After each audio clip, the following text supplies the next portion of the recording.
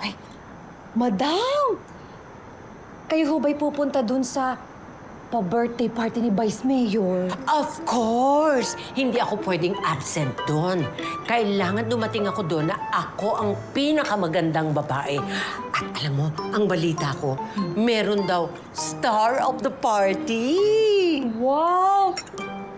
Madam, kailangan niyo humatalbogan yung outfitan niyo ng piyesta. Ay, oo naman. Sisiguraduhin ko. Kailangan na mabawi ko yung image ko noon.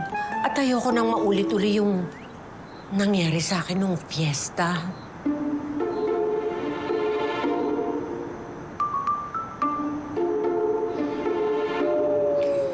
At sisiguraduhin ko na ako ang pinakamagandang babae na dadating sa party na yon dito sa buong bukang liwayway.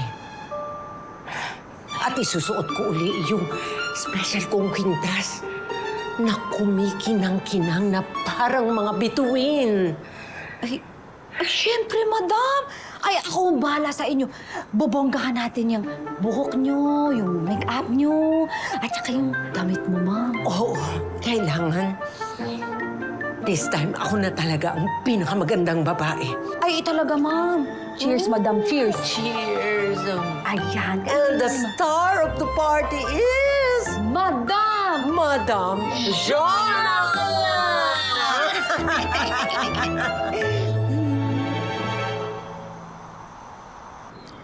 Ano? Mangingidnap tayo ng mga bata? Oo. Meron ako alam na pwede natin pagbentahan. Kikita tayo ng malaki. Teka, ano ba ginagawa nila dun sa mga bata? Bah, malay ko.